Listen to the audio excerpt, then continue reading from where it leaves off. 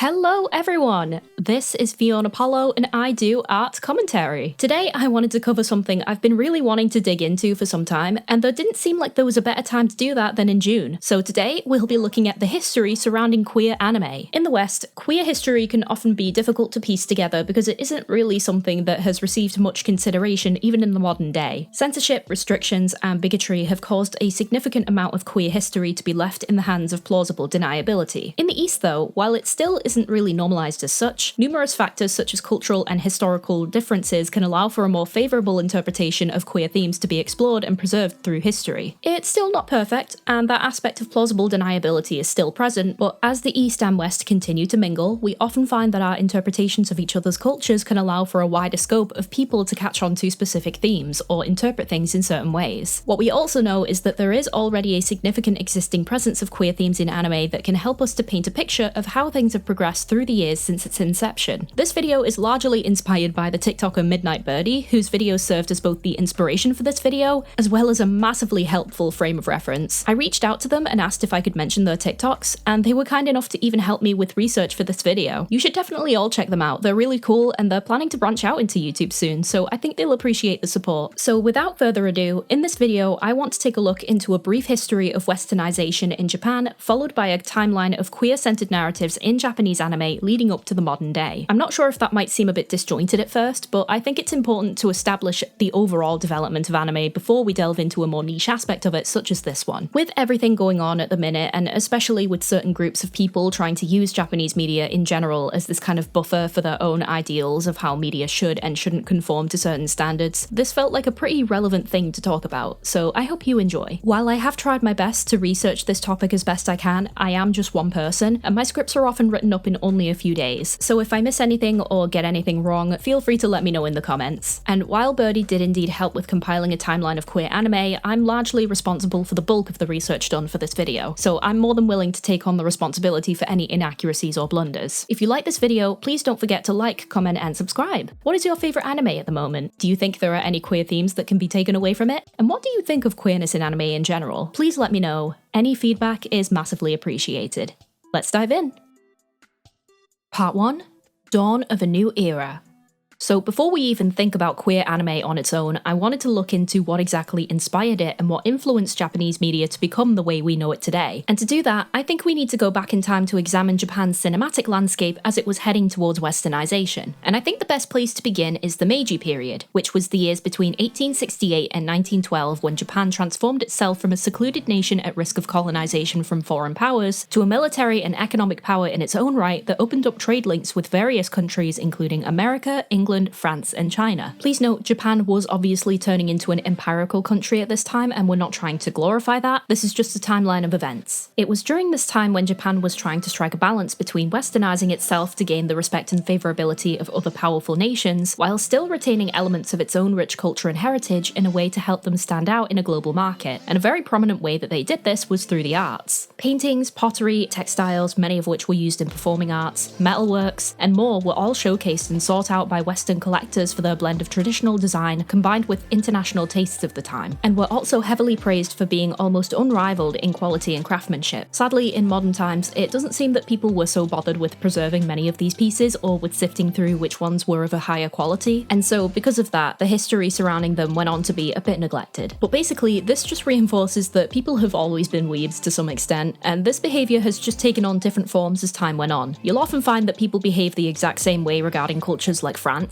If I see one more book or article on how to live like a Parisian, I'm going to scream. Parisians, Londoners, and pretty much any stereotype surrounding capital cities is such a blatant way to try and capitalize on specific personalities and aesthetics, like it's actually kind of ridiculous. And it's kind of the same with Japanese culture too, I'm sorry to say. Regardless, through these trade links, both Japanese and foreign influences began to weave together within the country. Many higher class citizens wore Western formal attire, Western and Chinese architecture was starting to become more integrated in urban areas, and by around this this time, cinema was really starting to take off in foreign countries, and some of it began to be imported into Japan as well. Even despite these methods of cultural sharing and integration, prior to the World Wars, Japan was an extremely insular society that didn't take readily to outsiders and foreigners, much like how many other countries will take advantage of imported goods, but fumble when it comes to the actual people coming to visit or live there. As such, this was also the case in Japanese cinema, and fun fact, Japan actually has one of the longest running film industries in the entire world. What also fueled this is that Japan was one of the few nations that was not dominated by American cinema until after the wars took place because of this nature. A good chunk of Japanese media at this time was actually inspired by kabuki theatre, since Japanese audiences tended to prefer films that conform to more familiar and patriotic narrative styles, and some aspects of kabuki performance still carry over into anime today. For example, if you ever take a moment to listen to how anime antagonists speak, their slow, clear, and exaggerated diction and dialogue quite closely mimics what you would hear during a narration within a kabuki theatre performance. Oh, and one other interesting thing about kabuki, and I feel like this is important when discussing queer themes especially, but people at the moment love trying to insinuate that the West is trying to impose its own agenda onto an unassuming nation like Japan, but much like Shakespearean plays over here in England until about 1660, all actors within kabuki theatre, including those who played female characters, were men. In fact, this only started to change in 1930 when the first all-female kabuki theatre troupe called Takarazuka was founded in response to this exclusive all-male theatre culture. This defiance of gender norms, even in somewhere like theatre where it feels like those lines are quite blurred already, can end up sparking a vast amount of inspiration, and the Takazuraka acting troupe directly inspired gender non-conforming anime characters such as Princess Knight and Sailor Uranus, who we will talk about in the next section. Despite this, Japan still had imported media from other countries, but up until after World War II, the scope of these imported films and medias were still relatively limited. Prior to World War I, when viewing imported films from other countries like America, France, and part of Europe, Japanese films were marked by a blend of live theatre and film called rensageki, also known as chain dramas. These Japanese films were part of a larger performance that combined elements of live theatre, including stage acts, song recitals, and the inclusion of a live commentator known as a benchi, whose role was to provide dialogue to help the audience understand what was going on. Since imported silent films were never given Japanese intertitles between shots, as it was believed that the nation as a whole presented too small a market to make it worthwhile at the time. In terms of anime, it's speculated that the first animated film ever made in Japan was Katsudo Shashin, which was created in approximately 1907, but the evidence for when precisely it was made is very shaky. Anime, much like Western animation, was still very much in its infancy at this time, but the interesting thing is that the stylization was quite similar between the two even back then. With this, Japanese cinema was thought to play a pretty pivotal role in the decline of traditional Japanese culture, but aided heavily in the increase of westernization and modernization. Part of the reason for this relates to the 1923 Kanto earthquake, which was responsible for the loss of a great deal of Japanese film and anime, as well as infrastructure and many industries, but it also accelerated the modernization of Japanese cinema by getting it to start fresh, in a sense. After the quake, as other Japanese people and companies were more concerned with rebuilding, many production houses were made to borrow from Western ideas, and the modernization process that came from this led to a more intense absorption of Western influences in genres like comedy and drama during this time. Japanese cinema also became integral to the dissecting and distribution of Western cinema style and culture throughout Japan because of this. For example, samurai films, such as those made by director Shozo Makino, used far more quick cuts in their action scenes that were reminiscent of American action films. Japanese cinema was adapting itself to stand on a more equal footing with other countries in the global cinema stage, following a natural disaster that worked as a kind of fresh slate for them to do so. Following the earthquake, the Education Ministry began funding anime as a way to rebound and lift up the spirits of Japanese citizens, who were mostly unemployed at the time due to an economic crash following the First World War. The first anime to be funded in this way was known as the Pot, which was derived from one of the Arabian Nights tales and incorporated speech bubbles similar to manga. Despite this, after World War I, there was some pushback against this. In the interwar years, there naturally became a growing resentment towards westernization, and this became reflected in the 1930s throughout the emergence of the monument style of Japanese cinema, which was rooted in propaganda films and strove to give Japan a form of national identity that placed a lot of emphasis on traditional dynamics. These propaganda films persisted pretty much throughout the interwar years and well into the 1940s, and consisted of various genres achieving different things. For example, kokusaku or national policy films relied on using newsreel footage and heroic stories to inspire citizens, and rekishi eiga were period dramas that focused on the idealization of Japanese feudal heritage. The Japanese government also imposed regulations relating to more direct military propaganda films, some of which were to not ridicule the military, demoralize citizens, promote hedonism, or to exaggerate the cruel cruelties of war with overly realistic depictions. That might sound like they were trying to spare the citizens from the horrors of battle, but it was also a way to keep citizens uninformed and downplay the extent of what soldiers may well be subjected to. It's also worth noting that foreign films were effectively banned at this time as well, and depictions of foreign soldiers were often scarce or completely cut from propaganda films altogether. But then,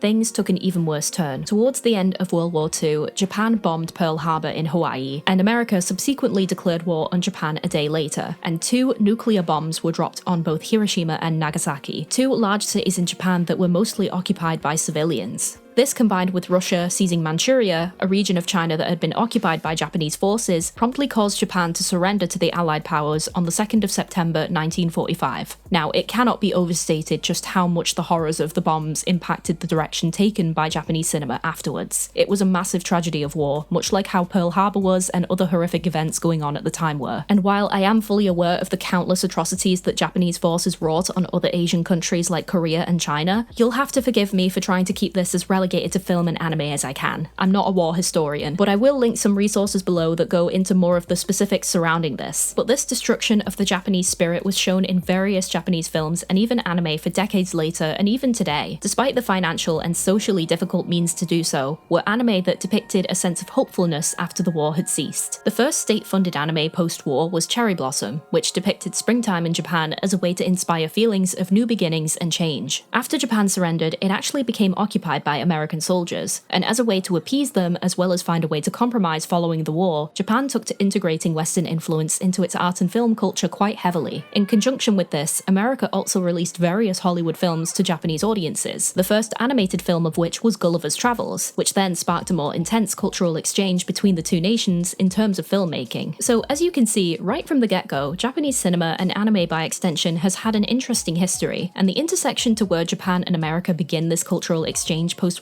really starts to speed up the process for anime advancing towards the way we know it in modern times. It's honestly quite interesting how similar Eastern and Western anime was, even pre-war, because you only really see people talk about how that happened afterwards. Even though the timeline of anime's formation doesn't really stop here, we are getting quite close to when our timeline of queer anime begins in particular, so I want to shift my focus to avoid getting too carried away history-wise and having to backtrack too much. So with that, let's move on. Part 2? The queer timeline.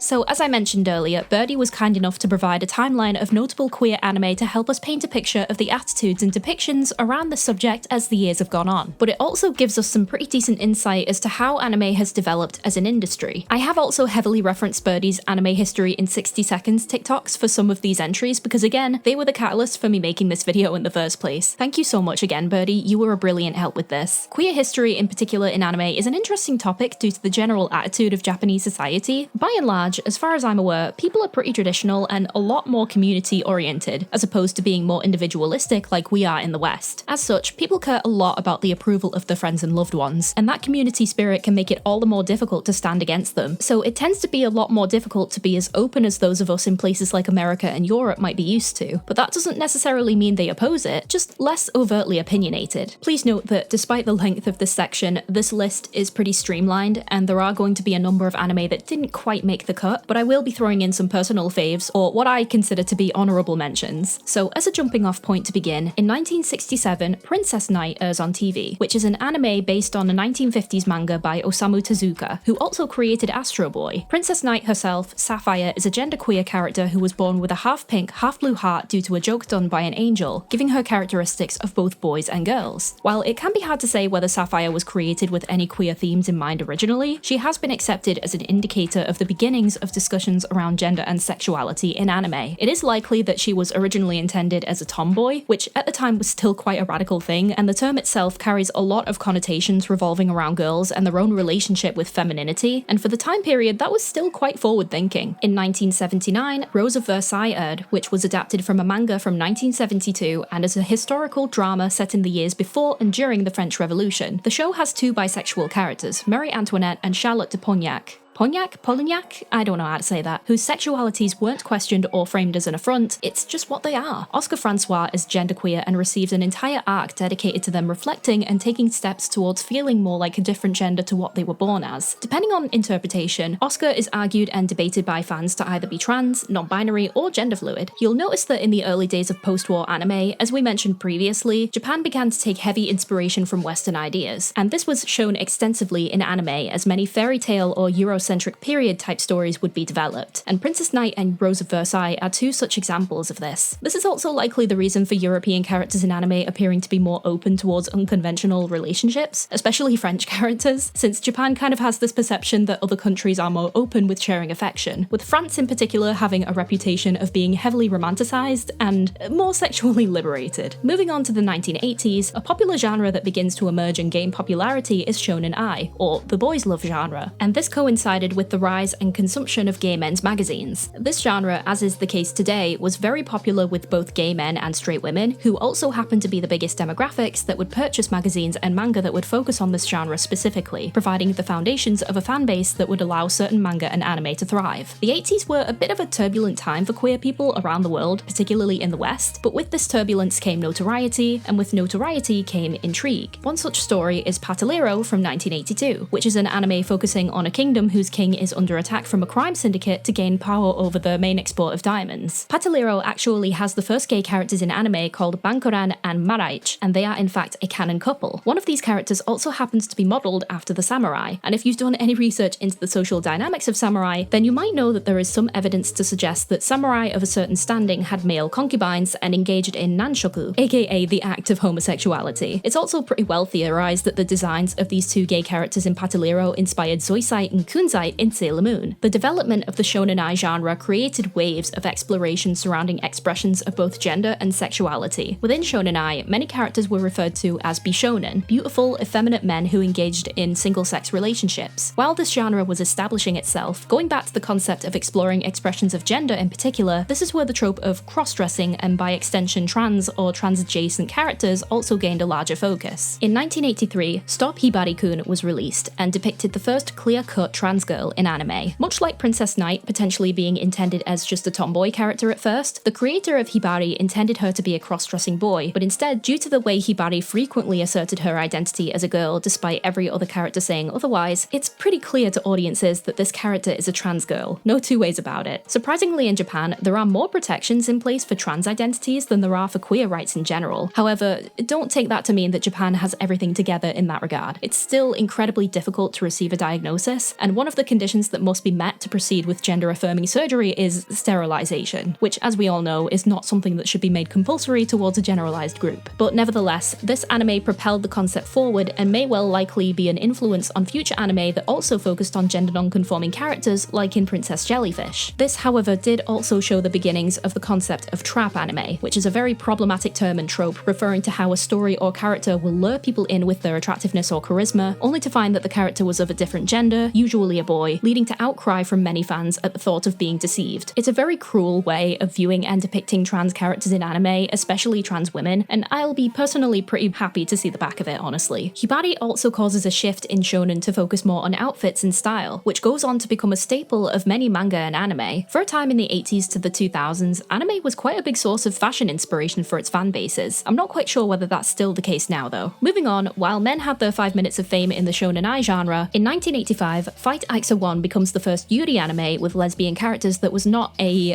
spicy work. This story is an OVA that follows the alien Axa 1 defending Earth from a race of aliens known as Cthulhu. Both Axa and her love interest are able to fight off the enemy by piloting Axa Robo. Not gonna lie, this gives me major Voltron, Power Rangers, and a bit of Pacific Rim vibes. It's kinda cool, actually. This anime was also the first non-spicy story to come from a Lemon People publication, which was a Yuri magazine that released in the 80s. And this is significant because it signaled a change in the attitudes towards gay couples by decidedly letting it flourish outside of an adult publication. Like I said before, the 80s were a pretty turbulent time because of gay lifestyles and queer rights coming further into the spotlight, and while that allowed for more bigotry from certain groups, it also led to more awareness, support, and eventually acceptance from others. In 1985, Dirty Pair releases, which is a show set in 2138 to 43 that focuses on a pair of trouble consultants, who are part of a corporation that helps an intergalactic federation deal with planet-scale problems. The two main girls, girls, Kei and Yuri, however, are not very good at their jobs and often leave destroyed cities or huge messes in their wake, leading to the nickname Dirty Pair. The show's characters are often interpreted as being queer-coded, and there's a scene that blatantly calls out transphobia and names and shames people who shames others for transitioning as close-minded, which for the 80s is pretty progressive, I have to say. It's interesting when you look back at the shows that were daring enough to say things like this, because it's very easy for people to sweep past collective mindsets aside as being of the time, but there were people back in the old days who thought the exact same things we do about queer people deserving the same respect as everyone else. It was just harder to express that during a time when that conversation wasn't at the forefront of everyone's minds just yet. This can also be seen in 1989 when Ranma Half releases. This is a show that focuses on the titular character Ranma, who fell into a cursed spring that causes them to assume the form of whoever last drowned there when exposed to cold water, and the last person who drowned in that spring happened to be a girl. Ranma is considered a landmark in Japan for the queer community even in modern times, as the character is interpreted as quite literally being gender fluid. While Ranma does use his curse to turn into a girl and use it to his advantage, over the course of the series, Ranma still doesn't let that foil his core personality of wanting to help others and being proficient in martial arts. Ranma also has a love interest, Akane, in the series, and the two become closer as the story goes on, and while it's a shock in the beginning, Akane is shown not to be majorly that bothered by the fact that Ranma is just a girl sometimes. And this is a great story that helps to normalize gender nonconformity by having the character's traits and personality come first. Ranma remains one of the best-selling manga series, and this is likely due to the manga and anime having been some of the first to be circulated in the West, particularly in the US. In the 1990s, following the beginnings of Shonen Ai in the 80s, there's a boom of lesbian/bisexual content coming about, but the majority of homosexual content during this era is hyper-violent and contains problematic relationships, including very large age gaps, toxicity, codependency, imbalance of power dynamics, including that of students and teachers, which is just a really tired and ugly trope in regards to gay content already, and of course, the bury your gays trope. Even though we are discussing a lot of landmark series in this timeline, we also need to acknowledge that not all rep is good rep, and some of it can even be damaging to how people see us. But that said, it can also be quite difficult to quantify and dictate the negative effects of certain material, because sometimes you can't really dictate or condemn art or a particular narrative in a black and white fashion. Stop Hibari-kun can be regarded as the instigator of the trap stereotype, but it can also be seen as the beginnings of allowing trans characters to be more positively represented. But then, in 1992, Sailor Moon airs and is practically a cultural reset in terms of queer content and characters in anime. Like, there is a lot. There is so much content in Sailor Moon, I'm not kidding. Many villain designs from the show are callbacks to drag and cabaret culture, and this is especially obvious with characters like the Witches 5 in Sailor Moon S. As mentioned when we talked about Pataliro, we also have Zoisite and Kunzite, two villain generals from the first season who are shown to be in a relationship. However, this pairing is a tad dated and problematic, as Zoisite is 16 and Kunzite is 26.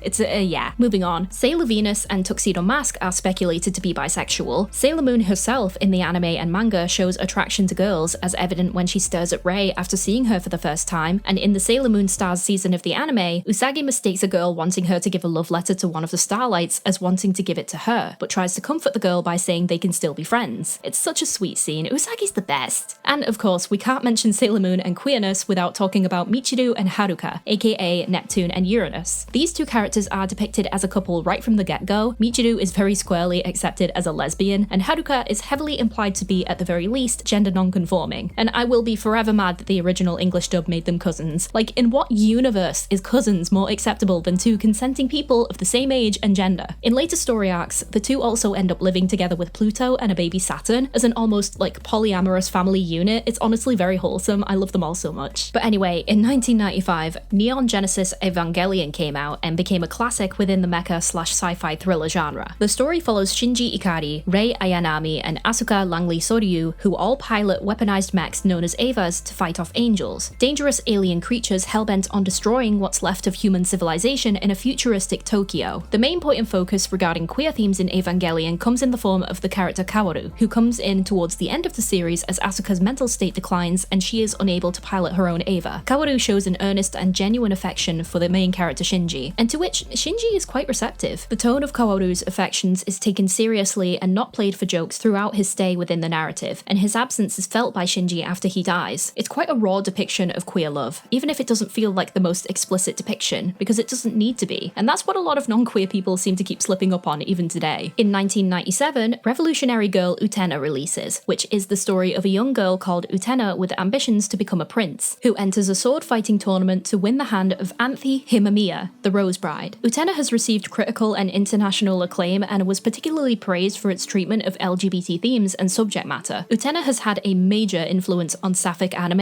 in the wake of its release, and its influence hasn't gone unnoticed in other animated works, including Western cartoons like Steven Universe. Utena and Anthy both subvert but also conform to their own tropes. Utena is courageous but naive and toes the line between being a noble prince but also a damsel in distress. Similarly, Anthy is depicted to be a damsel but also being cruel and manipulative. It's honestly quite intriguing and refreshing to see characters have these different sides to them that make them feel way less one-dimensional and more engaging. And this is especially important for queer characters, as a lot of the time, being gay in itself is treated as a primary personality, which can be fun in some instances, but in a show like Utena, the direction they ultimately went in really worked in the character's favour. In 1998, Cardcaptor Sakura airs and is the story of an elementary schoolgirl who accidentally releases a book of magical cards, and with the help of her friends, has to retrieve them. Now, if we're going to talk about Cardcaptor Sakura, we need to talk about the studio that made it, Studio Clamp. Clamp is a particularly notable studio for a number of things. For one thing, the core staff who created it are all women, which on its own made it quite the outlier, as back in the 90s, most animation studios were still very male-dominated. Another interesting thing about Clamp and its stories is their approach to love and romance within their narratives. Clamp makes it a policy to state that any kind of love is permitted within their stories, and for the LGBT, this was a very significant decision. Many characters in Cardcaptor Sakura and other stories by Clamp are LGBT. Tomoyo, Sakura's best friend, who provided all of the outfits for when Sakura captured each card, had a crush on her, and it was never diminished or played off for laughs. It was just a fact of the show, and a bittersweet one at that, since Sakura did receive a love interest later on in the form of Xiaoran Li, who coincidentally also had a crush at first on Yukito, who is the friend of Sakura's older brother Toya. But this notion of accepting all love has its downsides, and this is a pretty massive blunder on Clamp's part, because they also didn't limit this to age, and in the Cardcaptor Sakura manga, a teacher is engaged to one of Sakura's classmates. I feel like I shouldn't have to say this, but I also feel that it would be pretty irresponsible if I didn't, but that's bad.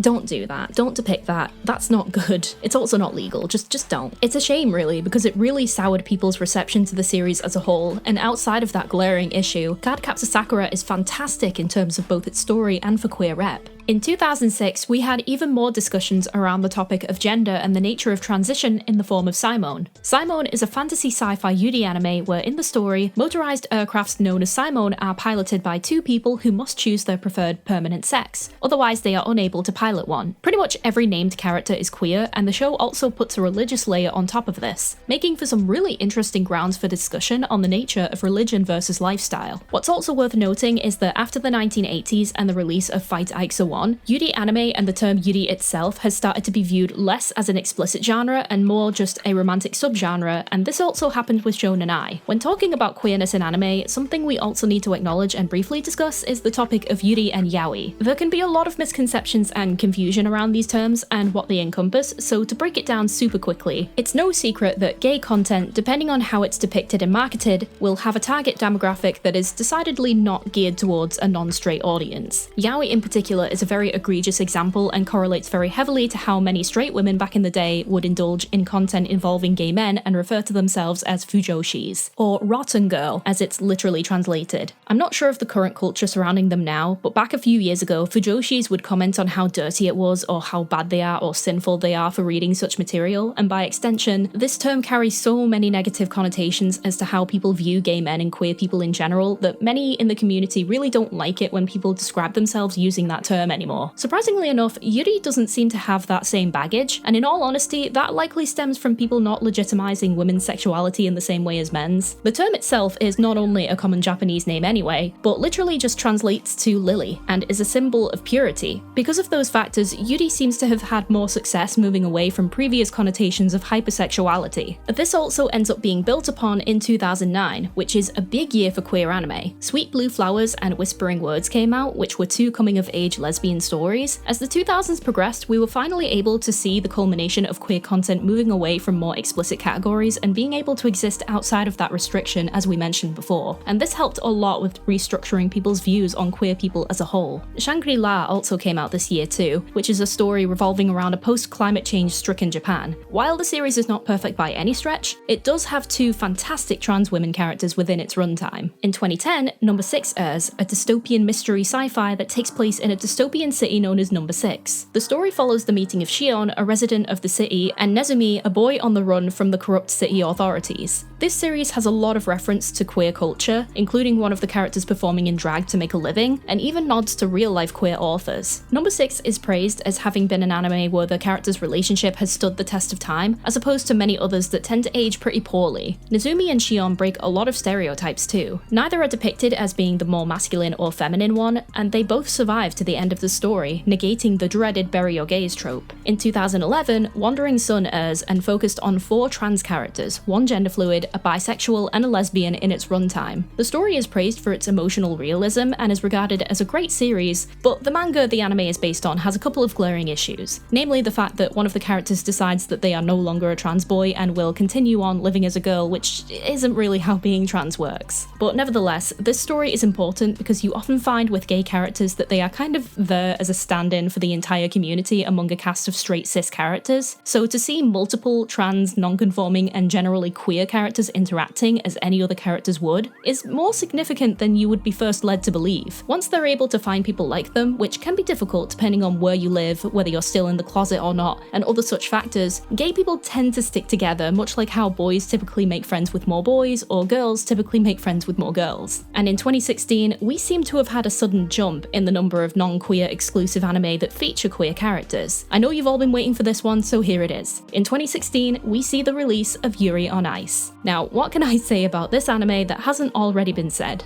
Well, nothing really, so I'll just start talking anyway. Yuri on Ice is a sport romance anime focusing on Yuri Katsuki as he finds himself being mentored by his idol, Viktor Nikiforov, in the lead up to the skating Grand Prix in Barcelona. Over the course of the story, we're led to believe that Viktor choosing to mentor Yuri was a stroke of lightning after he saw Yuri perfectly replicate one of his former routines on the internet. But then the story turns that concept on its head and reveals that Viktor has been chasing Yuri this whole time after he got drunk at a previous competition, completely swept Viktor off his feet, and asked him to be his coach. Watching these two characters come together in a light-hearted story free from the constraints of their happiness hinging on people accepting them or being shunned for their sexualities was truly a refreshing take on queer romance in anime, and it's part of the reason why so many people were drawn to it. The show also featured other queer characters and went so far as to depict Viktor having actual friendships and being able to confide in fellow queer friends like Kristoff. Yuri on Ice actually went on to win Anime of the Year, and was also well received by actual pro figure skaters including Johnny Weir, who is also a part of the queer community. Following that, Izuta the Last Witch also airs in 2016 and is a lesbian action battle romance set in an alternate Earth during World War II. Izuta swears to protect the princess of a small alpine country from oncoming forces, and this soon blooms into a romance between the two. This one is another example of subverting the bury your gaze trope, which in 2016 in the West was becoming an especially big issue for queer people when it came to media, a notable example being Denise from The Walking Dead being killed off. Oftentimes when Western audiences aren't happy with the portrayals they see in their own country's media, we turn to anime instead due to the sheer range of choices available, which also means a higher likelihood of finding such stories that give us the happy ending we're looking for. Number 6 and Izuta are two such examples of this trope being negated at this time. That said, the trope still occurs often enough in anime as well. In 2016 again, My Hero Academia has 3 trans characters in its runtime. I'll be completely honest and say that I never really watched past the first season of My Hero Academia. The Grape Kid really annoyed me too much. But from what I've read, we have a transgender man, woman, and a non-binary hero too. As someone who's a fan of the superhero genre, creating transgender characters in the context of heroes and villains can be a little bit tricky, but it seems from a glance that My Hero's mangaka is trying their best to take careful steps toward the concept. Despite this though, one of these characters is still a victim to the bury your gaze trope. Jumping forward to 2021, Art is Witch Heirs, which is an anime that focuses on a young witch called Nina fulfilling the wishes of the people of Harajuku. The second to last episode depicts a model who has a crush on her friend and wishes for her friend's success and happiness above her own. The anime is a personal fave of mine at the moment because everything from the fashion to the animation styles to the aesthetics within the dream sequences makes this series really beautiful and enjoyable to me. And even better, the entire series is free to watch on its own official YouTube channel. But the reason I wanted to spotlight this anime is because that episode highlights a very relatable concept within the LGBT community. Loving someone who doesn't love you back, even if they are LGBT themselves, or even worse, manipulating your feelings and using you. It's something that I'm sure many people can relate to outside of the community, but there's a very specific kind of hurt that comes from entrusting someone with such a vulnerable secret. I felt it was also important, especially because in entertainment all over the world, not just in anime, two gay characters are often paired together just because they're gay, even if they are a terrible fit for each other. And Art is Witch really hammers home the notion of prioritizing oneself and not just looking past red flags. And coming to our final anime in the timeline, in 2023, Suzume released. And yes, this is the anime movie where a woman falls in love with a chair. And the reason it was done was because instead of a chair, the love interest was originally supposed to be another girl. This revelation sparked outcry from fans when the director Shinkai was warned against having Suzume's companion be a girl, since audiences were enjoying his typical boy meets girl formula, despite Shinkai admitting to being fed up with that type of narrative. So instead, the character was made to be an inanimate object to avoid the film becoming too much of a romance.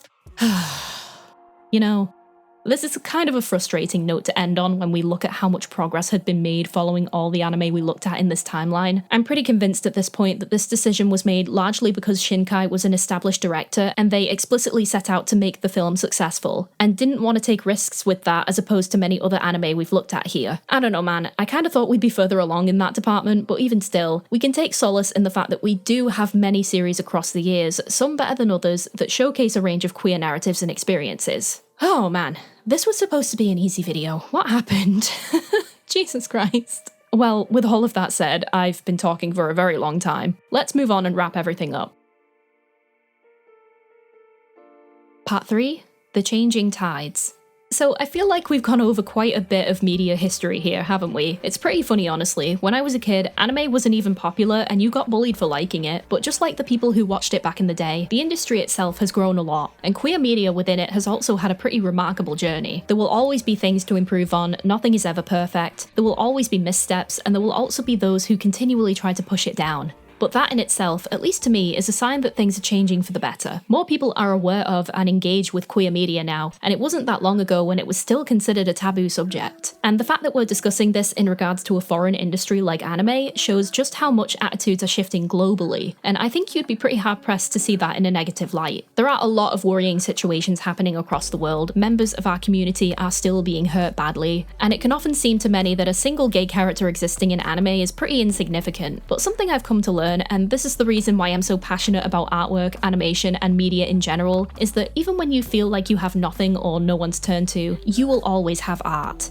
And especially in somewhere like Japan where community-driven societies thrive, having art to turn to can be a very powerful thing. Not every piece of media is going to be the most inspiring work ever, or the most self-aware, or have the most perfect character depictions, or come from the best place in the beginning. But to someone out there, it matters. And that in itself is something truly powerful. Thank you so much for watching, and if you like this video, please consider liking and subscribing. What did you think? Are there any queer anime you'd like to mention? Is there anything I missed out or got mixed up on? There probably is somewhere, but hey, let me know in the comments. One more big thank you to Birdie, and again, please check out their socials, which will all be linked below. Stay safe everyone, and enjoy the rest of Pride Month. Bye!